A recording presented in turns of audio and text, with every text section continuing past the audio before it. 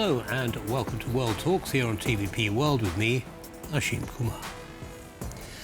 Denmark is grappling with repeated drone incursions that shut down its largest airports this week, disrupting thousands of travellers and raising fears of coordinated attacks on critical infrastructure. Authorities say Aalborg and Copenhagen airports were forced to close, while drones were also sighted near air bases housing F-16s and transport aircraft. Prime Minister Mette Frederiksen called it Denmark's most serious infrastructure attack yet, as officials weigh invoking NATO's Article 4. Joining me is Louis Wierenga from the Baltic Defence College. Louis, welcome back to TVP World. Good to have you. Always great to be back.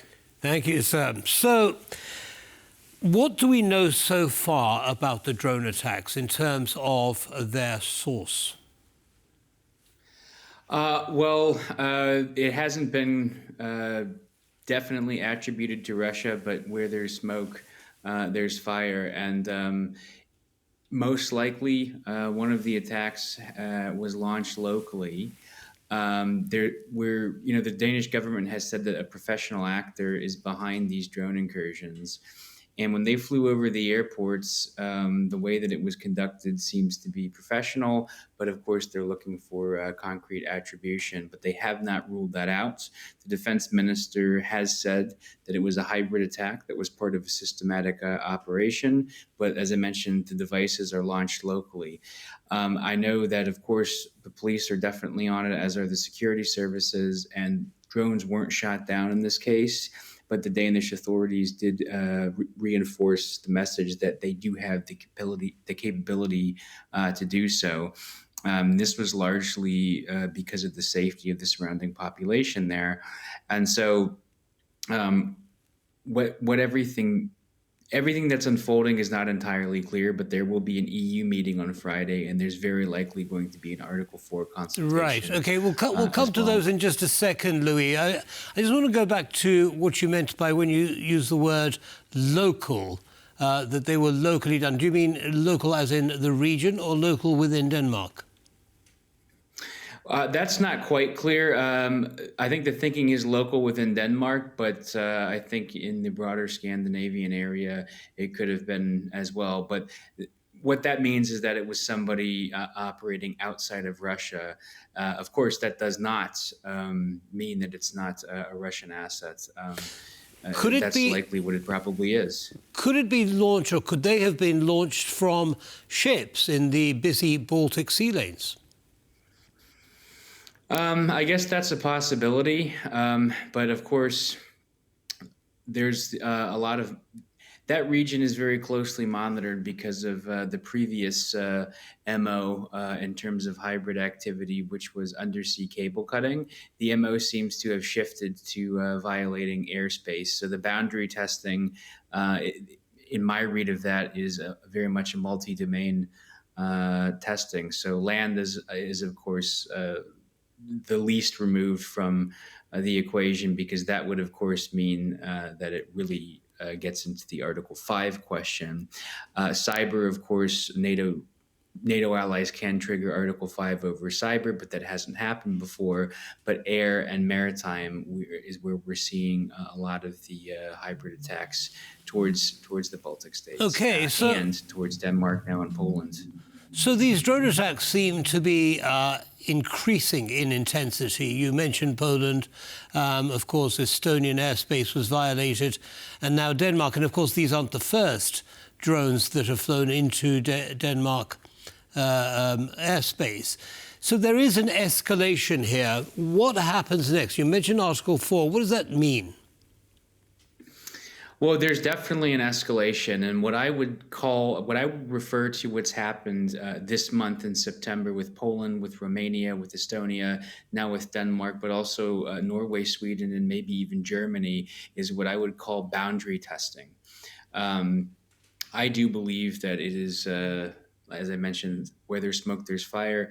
It's the work of of the Russians, and they want to figure out how each country is going to respond and how the alliance is going to respond. And I think what they were really waiting for and looking for was what the United States was going to do. And then after the U.S. president started shifting in his opinion on Russia's economy and Ukraine's ability to take back their territory, and also supporting publicly allies in their willingness to shoot down Russian planes that violate their airspace. Now I think they want to see how it's going to react when this changed. Now you asked about Article 4. Article 4 can be invoked by any NATO member state, and what that is where the North Atlantic Council, or the NAC, discusses the security concerns after something takes place. So, for example, two very suspicious drone incidents in one country that shut down major airports, coupled with a large cyber attack that also created a lot of problems at several European airports. And so this is not to be confused with Article 5. That is when that's something different. Article 4 is just a consultation. Right. So we're seeing an escalation. We're seeing the possible invocation of Article 4 by Denmark. Of course, Poland and Estonia have already invoked Article 4 at NATO. What do you anticipate, as a result of all of these factors, that future drone incursions will be shot down? Well, that's definitely. There's a lot of weight that goes behind that decision. I think that yes, they will be, because what is likely going to be discussed are what the risks are in what is known as a hybrid or a gray zone attack. Because let's say when drones come into the sky, there is a risk of them colliding with planes, especially during the landing or the takeoff phase of the flight. Not to mention halting air traffic and just creating chaos and confusion with delays. But if we think about the collision that they could potentially have, God forbid, with the plane during takeoff or landing, were that to happen and there were to be casualties or loss of life, that is a very difficult situation, because Russia they operate on the basis of plausible deniability. Of course, to be expected, the Kremlin spokesperson called these accusations, absurd. He used language like that, which is what they typically do. But then that would mean, what do you do? Because that is a hybrid attack that's now in this hypothetical situation, again, God forbid, where life is lost or injury is sustained. And I mentioned the term boundary testing. There needs to be a very clear and decisive response to this. And of course, shooting down drones is very different than shooting down airplanes in the sky. And I think that the risk is always going to be, as with the Danish government, concern for people in the general vicinity of where the drones are sighted. So it depends on which country, but I think that the escalation ladder has now gone up another step. Well, if Russia denies that these drones belong to it, then if they were shot down, Russia couldn't complain about them, could they? Could it? Yeah, that's a good point. Just like the little green men in Crimea didn't, quote unquote, belong to Russia. Or the mercenaries in Syria that were bombed after Russia denied that they existed at all, that they were Russian. Moving on now, I want to talk about the cyber attacks. And there was an arrest in London, the major cyber attack on European airports that led to this arrest. You mentioned it earlier. What do we know about those arrests and what those attacks consisted of? So the United Kingdom's NCA, their National Crime Agency, has arrested somebody in this particular cyber attack that disrupted several flights across Europe for a couple of days. And he's been released on bail, but he is he was detained and not yet charged for violating the Computer Misuse Act. And this was, a cyber incident which impacted airspace. And so this is a positive step, and we're still waiting for more information. But it looks like this this is probably connected. And going back to your last question about whether or not the drones belong, they could be used from some proxy source. It could be organized crime. It could be people who are not officially but still connected. It doesn't necessarily need to be military. They could be people who are acting on behalf either through ideological will or financial gain or whatever.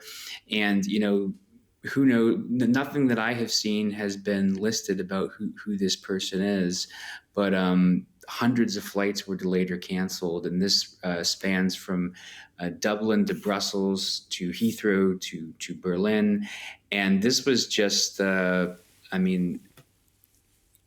nothing drastic happened, but it did come at a time where everybody is on heightened alert, Right. and Louis, in the last minute or so that we have left, I want to zoom out a little bit.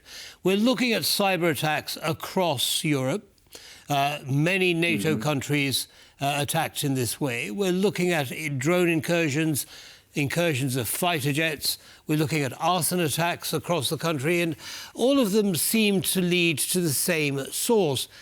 Is this, or can this be considered a hybrid war to the extent that it might trigger invocation of Article 5 of NATO's Charter?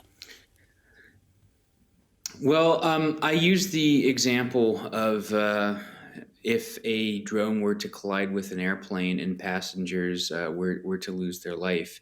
That would be terrible. That would be a great tragedy, but that would also up the ante quite significantly. And I think that eventually, we have to also ask, and I'm sure allied leaders are also asking, how much more of this are we going to take before we actually do use that term, hybrid war, not just hybrid attack, hybrid war. These are several different countries in the alliance that have been targeted. And I think that if, I mentioned the term boundary testing, and I'll mention it again, at some point in time, if it continues with the frequency and severity that this is taking place, that's going to happen. One country is going to say, this is enough. Our citizens don't feel safe because they've been trying, I mentioned the maritime and the air domain, as well as the cyber domain. They're trying different things to see what they can get away with without actually having to face any real or substantial comments. And their MO is always the same. Laugh it off, call it absurd, call it fear-mongering, Right. Call it what they will, but they're not taking it seriously publicly. But we need to start taking it way more seriously. Certainly, and especially let them know that they cannot do this ever again. And especially if loss of life does result from some of these, as you mentioned.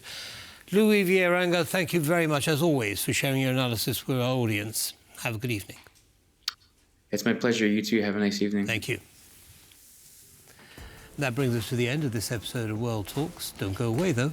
Lots more coming up. Goodbye.